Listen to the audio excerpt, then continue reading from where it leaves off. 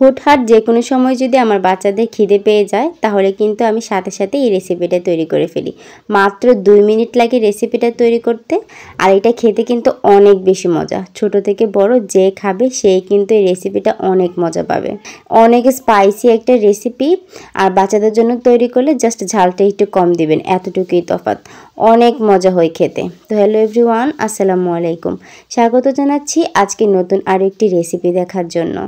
আজকের রেসিপি তৈরি করছি নুডলস দিয়ে, অনেক মজাদার স্পাইসি একটা রেসিপি। তো এটা তৈরি করার জন্য আমি প্যানের ভিতরে 3 টেবিল চামচের মতো রান্নার তেল দিয়ে দিয়েছি। এবার তেলটার সঙ্গে কিছু পেঁয়াজ কুচি দিয়ে দিলাম। পেঁয়াজ কুচিগুলোকে হালকা একটু ব্রাউন কালার করে ভেজে নিয়েছি। এই পর্যায়ে পেঁয়াজ কুচির সাথে আমি একটা ডিম ভেঙে দিয়ে দিব। দেখতে পাচ্ছেন একটা ডিম ভেঙে দিয়ে দিয়েছি। এবার ডিমটাকে পেঁয়াজের সঙ্গে একটু ভেঙে একদম ঝোড়া ঝোড়া করে নিতে হবে। একটু ঝোড়া ঝোড়া করে নিলে কিন্তু এই রান্নাটা অনেক বেশি মজা হয়। আর এই পর্যায়ে চুলার আঁচটা আমি একটু কমিয়ে রেখেছি। তারপর এখানে দিয়ে দিলাম 1 কাপ পরিমাণ পানি। এবার পানিটার সঙ্গে ডিমটাকে খুব ভালোভাবে মিশিয়ে নিব। দিয়ে দিলাম আরও 1/2 কাপ পরিমাণ পানি। এই পর্যায়ে আমি নুডলসগুলোকে কেটে নিচ্ছি। এবার নুডলসের ভিতরে যে মশলাগুলো থাকে সেই মশলাগুলোকে বের করে নিলাম। এবার নুডলসের ভিতরে মশলাগুলো এখানে দিয়ে দিব। আপনারা চাইলে কিন্তু এই রেসিপিটা বাচ্চাদের টিফিনেও তৈরি করে দিতে পারেন। বাচ্চারা কিন্তু খুব মজা নিয়ে আর খুব আগ্রহ নিয়ে খেয়ে নেবে। আমার বাচ্চাদের তো খুবই পছন্দের একটি রেসিপি। তারা কিন্তু হুটহাট করেই বলে আম্মু কিছু খাবো, তখনই আমি এই রেসিপিটা তৈরি করে ফেলি। তারপর এখানে আমি টমেটোর পিউরি দিয়ে দিয়েছি। এই টমেটোটা আমি আগে থেকে সেদ্ধ করে বক্সে রেখে দিয়েছিলাম ডিপ ফ্রিজে। তো এখান থেকে 1টা বা 2টা টমেটোর পিউরি হবে এখানে দিয়ে দিয়েছি। তারপর আমি এখানে কিছু কাঁচামরিচ দিব। কাঁচামরিচগুলোকে আমি মাঝখান থেকে একটু কেটে তারপরে ছোট ছোট করে দিয়ে দিচ্ছি। আপনারা চাইলে এই পর্যায়ে যদি বড়দের জন্য তৈরি করেন তাহলে কিন্তু এখানে লাল মরিচের গুঁড়োও দিতে পারেন, আর শুকনা মরিচ তেলে সেই শুকনা মরিচের গুঁড়োটাও দিতে পারেন। এতে করে কিন্তু অনেক বেশি মজা লাগবে। আর হাতের কাছে যদি চিলি সস থাকে তাহলে তো আর কোনো কথাই নেই, খেতে আরও বেশি মজা লাগবে। তারপর অল্প কিছুক্ষণ একটু জাল করে আমি নুডলসগুলোকে ভেঙে নিচ্ছি। এখানে 2টা নুডলসের জন্য কিন্তু 4 কাপ পরিমাণ পানি দিতে হবে।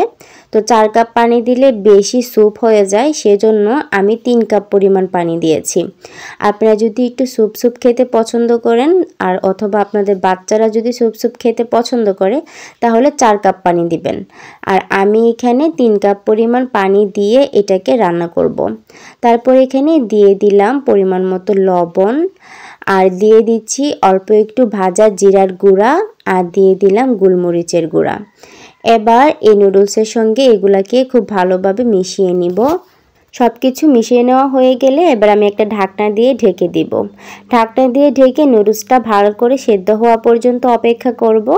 আপনার পছন্দ অনুযায়ী সুন্দর করে সেদ্ধ হয়ে যখন একটু স্যুপ স্যুপ থাকবে তখনই চুলাটা বন্ধ করে দিবেন। এই যে দেখতেই পাচ্ছেন আমি আমার পছন্দ অনুযায়ী স্যুপ রেখে নুডলসের চুলাটা বন্ধ করে দিয়েছি। আর নুডলসগুলো যদি মনে হয় যে একটু ভেঙে ভেঙে দিবেন তাহলে কিন্তু এই পর্যায়ে একটু ভেঙে দিতে পারেন। এই যে দেখতেই পাচ্ছেন আমার প্রত্যেকটা নুডলস একদম আস্ত আস্ত দেখাচ্ছে। তো আমি অল্প একটু ভাঙার চেষ্টা করেছি, এত বেশি ভাঙবো না। এই যে দেখতেই পাচ্ছেন। এখন আমি আপনাদেরকে একটা বাটিতে সার্ভ করে দেখাবো। এটা দেখতে যেমন সুন্দর, খেতে কিন্তু আরও বেশি মজা। সাথে যদি আপনাদের বড়দের জন্য তৈরি করেন আর একটু ঝাল ঝাল করে তৈরি করেন, খেতে যে কি মজা, অনেক বেশি ভালো লাগে। যদি মনে করেন যে জ্বর সর্দি কাশি হয়েছে, বর্তমান সিজনটা তো এরকম, তো একটু ঝাল ঝাল করে এই নুডলসটা বানিয়ে খাবেন, দেখবেন অনেক বেশি মজা লাগবে। আর হুটহাট বাচ্চাদের আবদার রাখতে তো এই রেসিপির কোনো জুড়িই নেই। এটা এত বেশি মজা, বাচ্চাদেরকে বাসায় একবার হলেও তৈরি করে খাওয়াবেন, তাহলে দেখবেন বাচ্চারা অনেক বেশি পছন্দ করে খেয়ে নেবে। তো আশা করছি আমার আজকের এই ছোট্ট ভিডিওটি আপনাদের কাছে ভালো লেগেছে। যদি ভালো লেগে যায় তাহলে অবশ্যই লাইক কমেন্ট শেয়ার করতে ভুলবেন না, আর আমার ছোট্ট চ্যানেলটিকে সাবস্ক্রাইব করে যাবেন। আর যারা পেজ থেকে দেখছেন অবশ্যই আমার পেজটাকে ফলো দিয়ে যাবেন। তো আজকের মতো এখানেই বিদায় নিচ্ছি। সকলে সুস্থ থাকবেন, ভালো থাকবেন, আর আমার জন্য দোয়া করবেন। আল্লাহ হাফিজ, আসসালামু আলাইকুম।